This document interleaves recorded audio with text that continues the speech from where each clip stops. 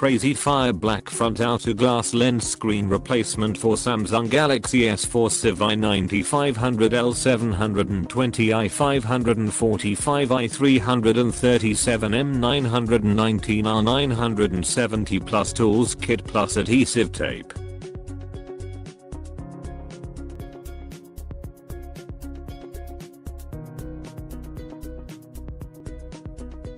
Samsung Galaxy S4 front outer glass lens screen replacement. Replace your cracked or scratched screen glass lens perfectly. LCD and Digitizer not included. Just front lens glass cover only. Grade A plus quality glass from professional CrazyFire phone parts store. Fast free shipping on same business day from USA.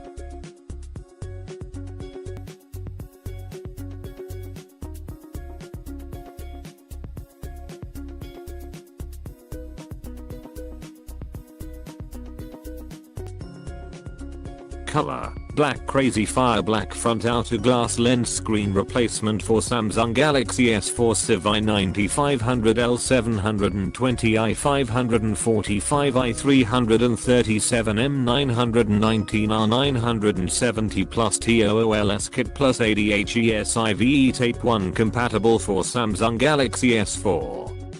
GTI 95000. And to replace your broken touchscreen glass perfect 3 we will test before shipment and guarantee work 100%. Item features 1.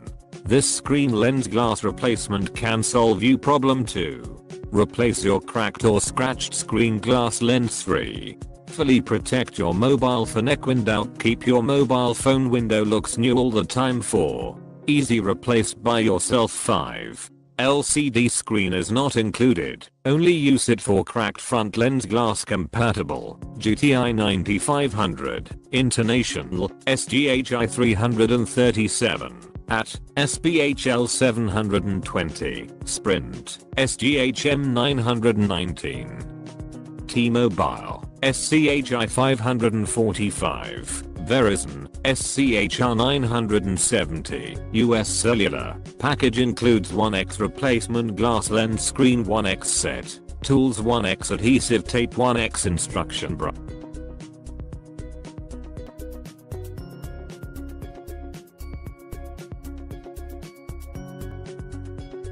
If you want to know why people leave 1-star reviews without an explanation, and how to properly install glass, read my review. My results were nearly flawless and in giving only 4 stars due to the instructions making people think they can get good results without bonding with UV glue. Below will be my experience with this product, which will include a couple lessons learned. First and foremost, don't even bother with this install if you are not planning on using a UV glue to adhere the glass to the digitizer. The UV glue is where the magic happens, and it will provide an appearance 100% identical to the original phone when you took it out of the box, if done properly of course. You will read reviews Herrick like I did about people complaining about the 3 meters double-sided tape and additional glare after install. I can assure you that the 3-meter tape was just about useless to me and nearly impossible to get laid down properly on the left and right sides where the tape is a millimeter thick. I have also read reviews about complaints that this glass is not tinted like the original, causing the screen to look significantly lighter gray when the screen is off. This has nothing to do with tint. This is simply caused by the air gap between the glass and digitizer. If bonded with high quality UV glue, light will refract off of the digitizer as one continuous sheet of glass with no air and less glare. You need to understand that you will get different results from the original phone if you are installing this glass in a different way than the original manufacturing method. The original glass was bonded with UV glue, so use UV glue if you want it to look the same. It will also add sensitivity to the touchscreen, so here is my install. Brit at a cost of $10 for the glass and another $10 for the glue. I did not have high hop-esque, but my screen was 50% spidered starting from the bottom right corner, so I was sick of it. I lived with it for 4 months, and I can't believe I didn't do this sooner. I watched several YouTube videos which helped me gain confidence in the process. There are 3 distinct things to learn about before you do this. Learn how to remove the glass. Learn how to clean the digitizer and prepare it. Learn how to use the UV glue and place the new glass on. That's the entire process. It's not complex, but it is difficult. It's slow and requires patience. Remove the broken glass. Remove the back cover, the battery, the SIM card and your memory card. This will assist in keeping the circuitry cool. I used my wife's high quality hairdryer that had several settings including adjustable heat and adjustable fan speed. I also used an infrared thermometer to constantly test the glass temperature. My hairdryer just happens to be about 175 degrees when held 1 inch away. Use any thermometer around the house to achieve that temp. If it's too hot, hold it further away. In my limited experience, 160 degrees seemed to be the bare minimum temperature to loosen the glue, but it was difficult. I wouldn't go higher than 180. Without the hairdryer going, the glass cools very quickly, so you must act quickly, but do not pry quickly. The idea is to keep the glass hot and apply firm prying pressure until you see the air bubble form under the glass. That air bubble will grow between the glass and digitizer, and it means you are separating them. That air bubble needs to crawl across the screen very slowly, like you are watching the minute hand on a large clock. I went too fast and popped the rest of the glass. It was completely shattered now, and I still had success in the end. In between heating, you may only have about 30 seconds of pry time. Don't force it, and try not to get frustrated with having to heat it again. Peek inside once you have it started, and make sure you are not lifting the digitizer. Slowly push in the guitar pick, and do not pry against the digitizer. I started from the top left corner by the volume button. Once you have enough of the glass UPC, try pushing some cereal box type cardboard in there, and uses a few sheets to slide all the way down. Some packing tape on the glass helps with shattered glass and keeping the bits from blowing all over the place. Once you get close to the bottom buttons, you need to scrape them from the glass before you lift the glass completely up. Be extremely careful not to damage the ribbon cables for the buttons. Clean the digitizer. Now that your broken glass is removed, you are probably wondering if you have made a terrible mistake. At this point I was a little panicked because my phone was now covered in impossible goo. I spent nearly an hour cleaning the phone after spending almost an hour removing the glass. First thing first, make sure there are no glass bits left. It can cut yelk and it can damage the digitizer once you start rubbing. I used some more packing tape pieces to try to lift off any glass dust and bits first. There will be a black rubbery double-sided tape surrounding everything. Remove all of it. Around the buttons, around the digitizer, left and right sides has a tiny strand of it. Point all of it. Now with clean hand scrub your thumbs on the digitizer to peel up the glue. You want to remove all of it in this method, and it will take some time and your thumbs might get tired. I added a little heat to help, but not as much as before.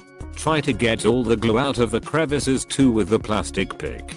Once the bulk of the glue is removed, your digitizer should look streaky, but there should not be any clumps of glue. I tried invisible glass, which is a Windex type cleaner. It did nothing to the glue. Then I tried isopropyl alcohol and that did nothing. I panicked a little bit again and know that this was a horrible mistake. Now I'm at the point of no return. I went to my garage and got the WD-40. I knew this would act as a solvent and disintegrate the glue, but I was scared to use it. I sprayed a drop on a Q-tip and rubbed. It was just barely enough to make the entire digitizer wet looking. This was all it took. I kept rubbing and looking closely against the reflected light until I noticed every spot of streaky glue was gone. I flipped the Q-tip around to absorb a little bit of it. Then I used several small squares of paper towel to absorb a little more. Now I needed to clean the phone from the WD-40. So my method was to use the Windex to clean the WD-40, and then I used isopropyl alcohol to clean the Windex off, since it is a soap that does not completely evaporate. This 3-step cleaning did the trick, and now the digitizer was nearly spotless, and I had to look very hard to find any imperfections. Apply the new glass without glue. I tried the tape first, thinking I would do a combination of both that and the glue. I found the tape to be extremely difficult to manage, and I failed to apply it correctly on the sides. I did manage to at least get the top and bottom pieces down while cutting off the rest with a blade.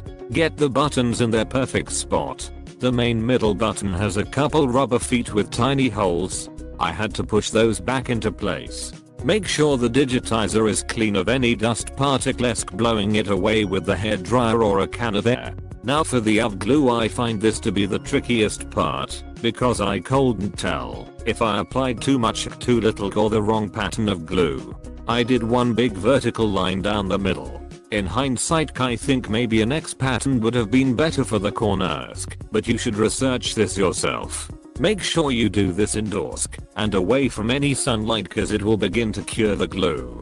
Do not shake the bottle and do a little 1-drop squirt onto something else to purge air bubbles. Once your glue is applied, examine for air bubbles and pop them. I only had one tiny bubble. Remove the plastic from the backside of your new glass, being sure not to touch it with your fingers. Immediately put the glass flat on and assist lightly to press the glue evenly around. This is where I said the magic happens, because as the glue touches the glass you can clearly see this suddenly looks like your new phone again. Slowly work the glue around until the entire digitizer is black with wet glue. I messed up one corner and I now have a small air pocket. It may have been avoided with better handling, but hey, it looks way better than a cracked screen. Some glue will work its way out onto your fingers, and it might get a little messy, and that's okay. Remove the upper plastic sheet from the glass. Once the glass is in the perfect spot and it is ready to be cured, get it out into the direct sun. Do not worry about cleaning up any excess of glue. It will cure into a rubber and it comes right off. This needs to cure for a good 20 minutes in strong direct sun. Leave it out longer with your best judgment. Now clean up your phonic and slap a tempered glass screen protector on it so you get that olophobic coating too. Hope this helped.